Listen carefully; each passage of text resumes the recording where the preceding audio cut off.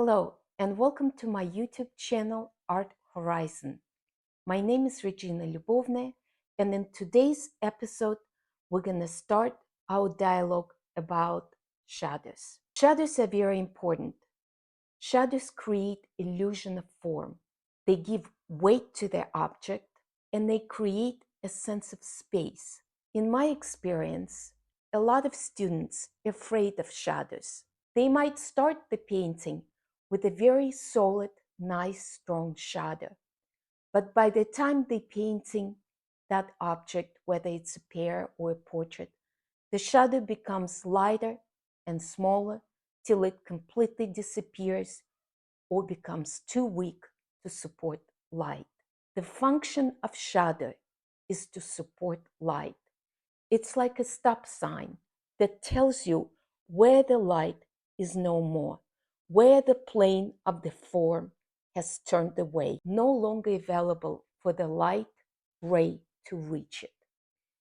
The object itself will create a cast shadow, and by the direction of cast shadow, we will know where the light source is. Cast shadow has a sharper edge and darker and smaller, means that the pressure of the weight of that object is on the surface. The cast shadows of the objects are just the same as the form shadows. There is no difference. Shadow is shadow. But the form shadow creates illusion of the form, and the cast shadow gives you an idea where it's placed and what it might overlap. So if I put this shape in front of my yellow sphere, the cube will cast a shadow on the sphere, and therefore I will know that the cube is in front of the sphere. And if I place cube away from a sphere, it might not cast a shadow on a sphere, but the cast shadows that they will leave on the surface of the table will give me an idea of the distance between them. So shadows are also create readability of the space and distance, how close things are or how far away they are. And so shadows become opposite of light. Light is light, shadow is dark. Light tells you the story about the surface, the color, the contour, the form, and the shadow mystifies it, makes it mysterious and hard to read. And that juxtaposition of the qualities of light and shadow becomes a perfect combination to create a form and readability and illusion of space and depth. Before we get to talk about the color value of the shadow and many other questions, let's look at the simple four geometrical shapes, what they are, how they translate into three-dimensional shapes, and how they form their shadows. If we understand how the shadows are formed on a simple geometrical forms as cube, sphere, cone, and others, we will be able to take any objects, whether it's a man-made or organic, and figure it out what the shadow shape does. Because in the example of this vase, there is a half sphere, cylinder, or maybe an upside down cone coming to the sphere of this vase. And if we know what the shadow does on the sphere and the cone, we can definitely know what it does on this vase. Let's do a little demonstration on the simple geometrical shapes and how the shadows are created by the one single light source. Thank you. So I'm just going to take a transparent red oxide with a little bit of phthalo blue. Two-dimensional shape. We have a square, a triangle, a sphere, and we can have a variation of square as rectangle.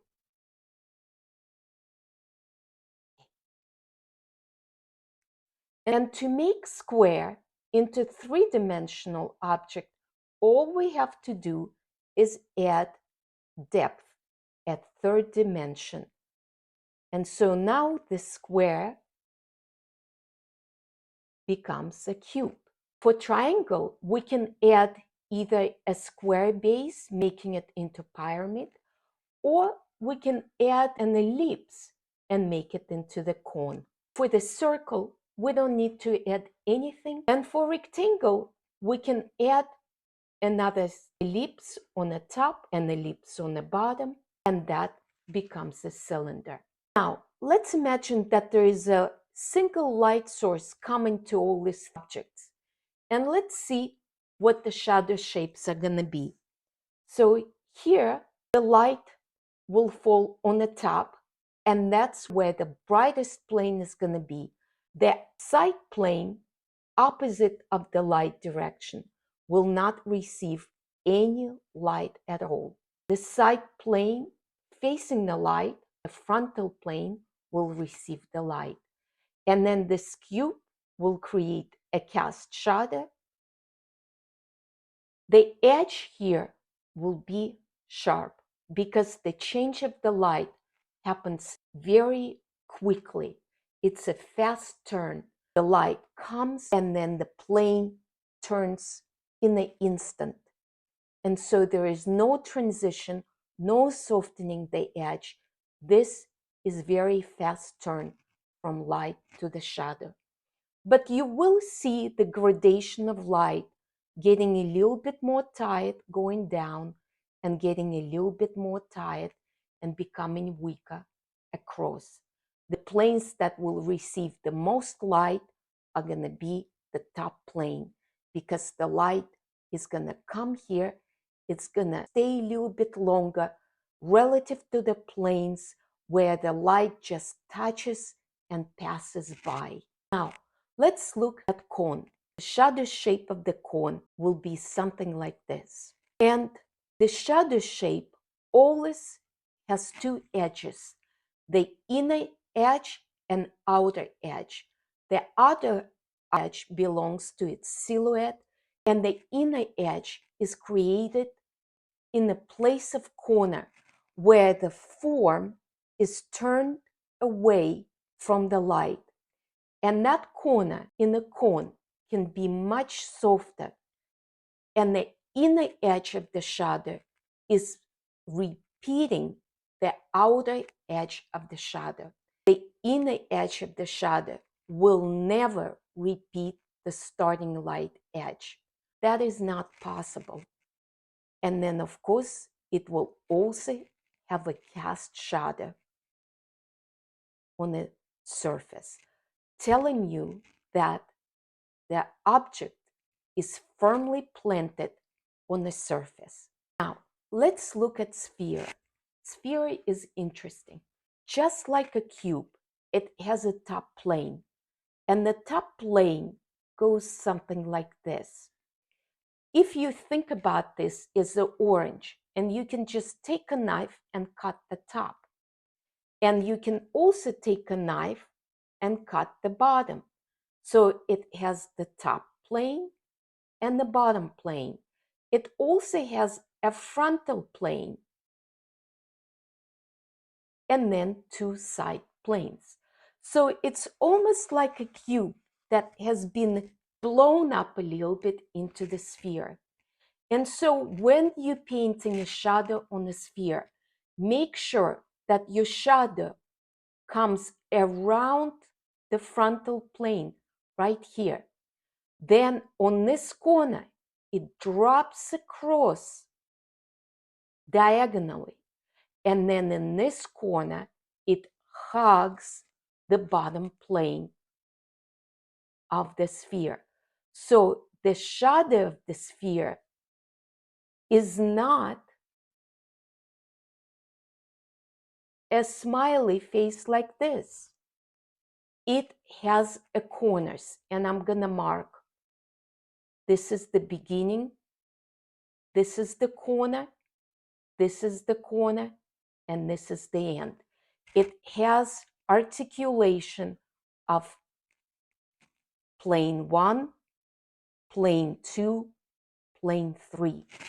And then the sphere has also cast shadow. It can look very straight or it can look like a sphere. And that depends on the angle of the light.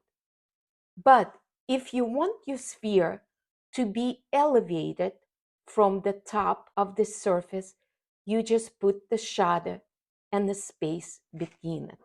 If you want your object be firmly planted into the surface, all you need to do is to paint a line that will anchor that object into the surface. If your view on a sphere is from above, like a bird eye view, you will see a big shadow.